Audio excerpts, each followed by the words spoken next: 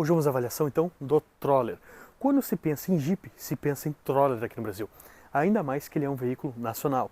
Digo mais, ainda assim depois que ele foi vendido para a Ford, ele continuou tendo suas concessionárias próprias da Ford. Não foi agregado dentro, digamos assim, da marca Ford nas concessionárias, não. A Troller tinha suas próprias concessionárias. Infelizmente hoje o veículo foi descontinuado. Não temos mais veículos novos do gênero.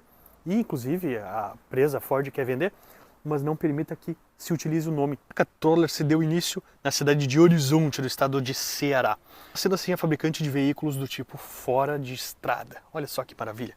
E esse jogo de pneus deixa ainda melhor. A Troller foi fundada em 95 por Rogério Farias e em 97 o empresário Mairo Ararip, que também atua no ramo têxtil e de construção civil, adquire a empresa e investe na expansão da fábrica e linha de produtos. E então ela ganhou visibilidade apenas com o modelo do Jeep T4, que é exatamente esse aqui. No ano de 2007, então, a Ford tem interesse e faz a aquisição desta marca, juntando-se a Lincoln e a Mercury, junto à gama de marcas que fazem parte da Ford. E, infelizmente, em 11 de janeiro de 2021, a Ford, no Brasil, anuncia a sua saída do país e o fechamento das suas fábricas, incluindo da Troller no Ceará. Uma pena, não é? E 10 de agosto ela falou que vai encerrar a marca Troller e somente irá vender seus ativos, não podendo o comprador da fábrica utilizar o layout dos carros nem a marca Troller. Ou seja, praticamente eles botaram no lixo tudo que foi construído. E eu discordo muito disso, e é por isso que eu peguei um pouco de antipatia por causa da Ford com essa atitude dela. O T4 tem características brasileiras. Ele é um veículo muito interessante e tem muita história. Nossa, foi iniciado aqui no Brasil. Então eu acho que é uma atitude muito rígida, porque quem vende ganhou muito dinheiro aqui no nosso mercado. Nesse quesito, ponto negativo para a Ford. A gente tem por maiores reclamações na parte do espaço, do acabamento interno e do porta-malas. Inclusive, digamos assim, a parte da suspensão, o pessoal reclama. Mas é um veículo interessante. E essa aqui é uma roda que foi colocada, claro, no padrão já maior do que é o de fábrica, mas está bacana, não está nem exagerado e nem pouco. Ficou bacana nessa posição aqui. Ó. E olha só a altura. Vamos verificar aqui o meu joelho. Tá mais alto que o meu joelho. Aqui que é um pouco, deixa eu ver, tá acima do meu joelho também. E eu vou dizer pra vocês que eu quase caí. Como eu disse, tá um palmo acima do meu joelho. Realmente tá bem alto. Quando eu desci, eu esqueci desse detalhe. Impressionante. Quem seriam os concorrentes? Tem o Jeep Wrangler, o Suzuki Jimny, tem a Land Rover Defender, Mercedes Classe G, Toyota Land Cruiser Prado, a gente tem Mitsubishi Pajero Sport, Ford Bronco. Tem recalls em específico, mas tem alguns problemas de manutenção e por parte de vazamento de líquido de óleo. O que a gente tem aqui de diferencial ao habitual? Aqui a gente tem LED, o normal é uma parábola. Aqui a gente tem o LEDzinho. Aqui a gente tem o engate com cabo de aço, tá? De diferencial. Aqui você tá com ele aqui, ó. E a gente tem o snorkel. Esses itens foram adicionados à parte, não são de fábrica. Inclusive esse tipo de pneu, esse perfil é bem mais alto do que o padrão. Ele é um perfil mais misto, né? Perfil fora de estrada, mas ele é bacana para uso urbano e rodoviário também. Então ele funciona bem nesse aspecto. Aqui a gente não tem nada assim muito de tecnologia. Você tem aqui a sinaleira aqui nessa parte aqui do acabamento. Se você ver, ele é um veículo extremamente simplório. Tem uns alças aqui em cima, você pode estar carregando alguma coisa. E fora isso, então, a gente vai ver agora a motorização. Meus amigos, esse aqui é o motor 3.0 diesel, com 163 cavalos e 38 kg de torque.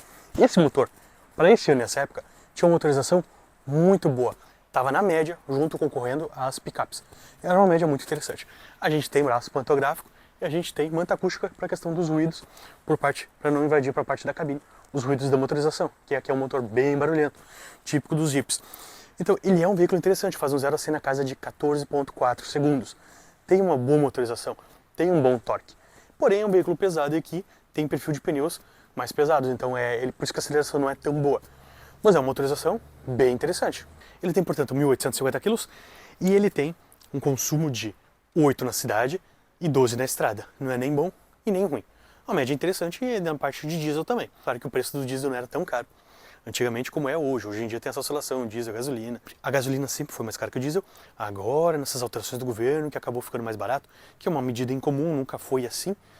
Então, essa medida desse consumo seria um consumo interessante, um mercado normalizado, onde o diesel tivesse 75 centavos a menos que o preço da gasolina. Ponto para o diesel, então. Em algum momento, eu acredito que isso vai se regularizar. Uma relação peso-potência nos 11,3 segundos. E a gente tem aqui uma capacidade de tanque de combustível de 72 litros. E um câmbio do tipo seco, estilo F1000, de 5 marchas. E isso só agrada entusiastas. A mulherada acha bonito o Jeep, minha esposa olha e pensa, bah, eu queria ter um Jeep. Se eu botar ela trocar o câmbio aqui, trocar a marcha, acho que ela pensa, acho que eu não quero tanto assim. É uma marcha, é um câmbio seco pesado, estilo F1000. Pessoal, vou me filmar subindo aqui. Não dei bola para esses casacos aqui. Tá assim, ó, 8 graus quando eu comecei a fazer a gravação hoje de manhã. Eu quero mostrar como é que é subir. Aqui. Não tem onde pegar aqui. Complicado. Aí você faz aqui.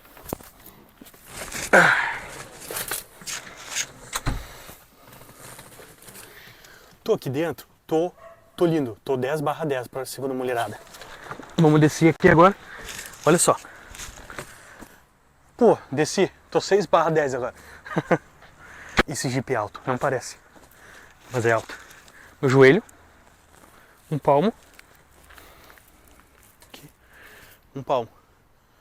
É coisa. Então a lista de equipamentos e o acabamento interno. Olha aqui a chave. Chave bem simplória pra gente ligar aqui a ignição. Pra geração nova que não sabe o que é ligar carro na chave. Só conhece carro pra ligar no botão. Deixa eu ver aqui. Ó. Ó, e aqui se liga na chave, não tem nada de botão. Deixa aqui no ponto morto, que eu vou só freio de mão, que eu vou só ligar a ignição. Vamos ver aqui então, aqui a gente liga na chave, ó. A gente deixa aqui no ponto morto, ó. Ó como é folgado, ó. Pra quem não sabe, isso aqui, ó, essa folga aqui, isso aqui era comum, e ainda é comum. Câmbios antigos a diesel, tá? Aqui a gente tem freio de mão. Ficar o vidro aqui então, um toque só para o motorista para descer. Não tem um toque só para subir. Só para descer. Carona não tem um toque só para descer. Nem para subir. Infelizmente. A gente tem um retrovisor bem básico. Aqui não tem nem espelho, cortesia. Nem se pensava, né? Isso aqui é um veículo para botar na... Ó, tudo em metal já de propósito. Que é pensando para você botar na água, botar no barro, né? Aqui a gente tem essas barras aqui para quem faz o off-road. Bacana. Olha aqui. Pouco espaço interno. Em seguida eu já vou mostrar. O acabamento não tem o que discutir. Não é proposta desse carro. Tudo plástico duro. Aqui a gente tem a desculpa do plástico duro ser assim, não ter um couro, alguma coisa melhorzinha. Com a ideia do 4x4, você não vai enfiar num lugar ruim esse Jeep aqui, ou vai fazer uma trilha, alguma coisa, ficar se importando com o acabamento. Se ele for de tecido, for costuradinho, for isso, aquilo, você vai acabar se preocupando. Então aqui a pegada é exatamente assim. O volante comum, até então, das caminhonetes, digamos, anos 2005, ainda eram assim, 2004. Então, normal, ainda mais nessa proposta que é totalmente, digamos, trilheira, né? Aqui já pode ver, ó, esse acabamento totalmente comum. Plástico duro, estilo F1000. Pegador bem antigo mesmo, totalmente, você vê que é Jeep mesmo. Aqui é o acabamento direto da porta aqui do ferro, né? A gente é semelhante ao esse acabamento da lata que lembra o Up, né? Aqui a gente tem a questão do turbo. Aqui a gente tem o velocímetro, bem comunzão, com um odômetro só, né? Ainda para chamar de computador de bordo, né? E aqui a gente tem um som comum, com CDzinho, bem antigão. E aqui a gente tem o ar-condicionado. Então tem ar-condicionado, tem direção hidráulica, tem somzinho, 4x4 no botão, não tem aquele duplo câmbio que nem tinha nas caminhonetes. Até 2010, 2012, a Hilux tinha o câmbio duplo ali, né? Então aqui, totalmente botãozinho, que é muito bom. Vamos ver aqui o porta-objetos, bem estilo F1000. Ó, tem que bater seco. Esse couro aqui, Deus livre, mais forte impossível. Isso aqui não passa bala. Deixa eu ver, tem os PQPs para se segurar ali. A gente tem o porta-objetos aqui, que vira um encosto de braço. Você bota o braço aqui. Porta-copos, que você tem um acendedorzinho. O que é isso aqui? Ah, a trava. Então, mas é isso, não tem muita coisa aqui. Quanto a equipamentos, não tem o que se falar. E olha só como essas palhetas aqui são pequenas. Isso lembra muito F1000 antiga, D20 também. Deus livre, lembra demais. Olha como é difícil de descer. Loucura, né? Vamos ver aqui do banco. Deixa eu ver. Puxo pra cá. E desce o banco. Nossa, desce só até aqui. Ruizinho, hein? Acho que o do carona desce mais. Entra aqui. Aqui a gente tem saída de som. Aqui a gente tem mais barra de ferro aqui. O pneu step fica na parte externa. Cara, é apertado, mas não tanto. Tenho até medo de fechar isso aqui e ficar preso. Vamos ficar aqui no caroninha pra ver. Cara, É apertado e claustrofóbico. Acabamento aqui. Banco de 3 lugares, só cabe 2 adultos e uma criança, né? Claustrofóbico e apertado. Mas assim, ó, cara, dá pra andar uns 50, 100 km aqui, sabe?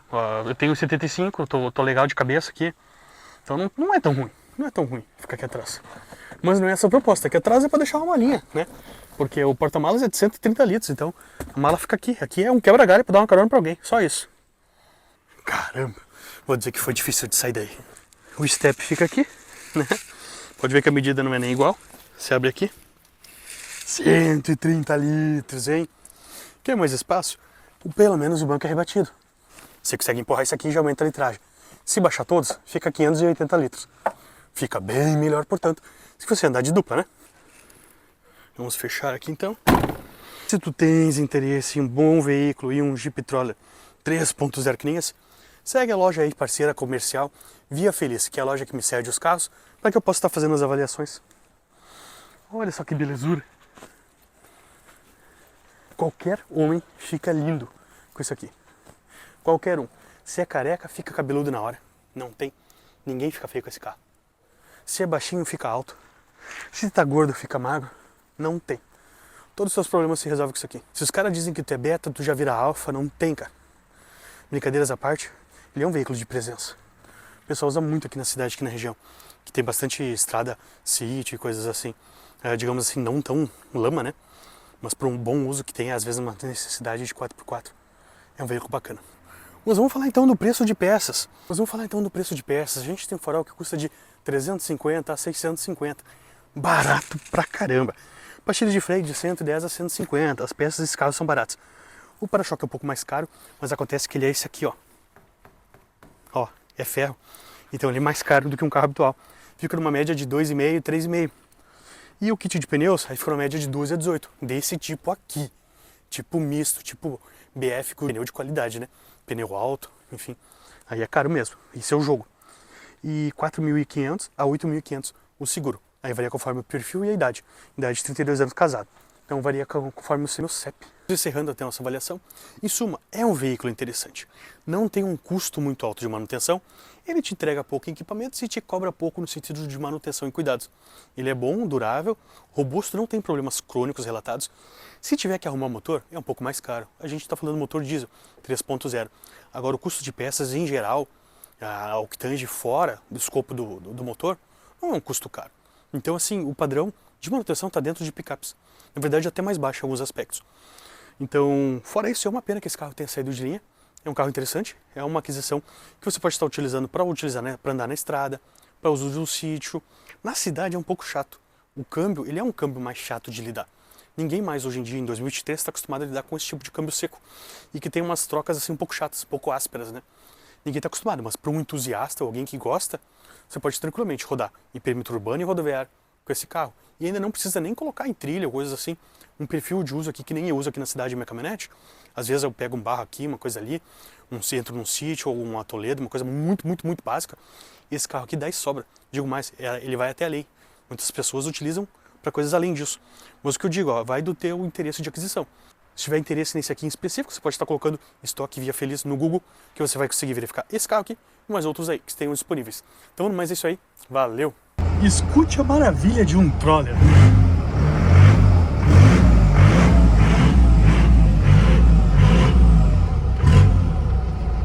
Testosterona chega a subir cada pisada. Se teu médico diz que você tá com baixa imunidade, testosterona baixa, meu amigo,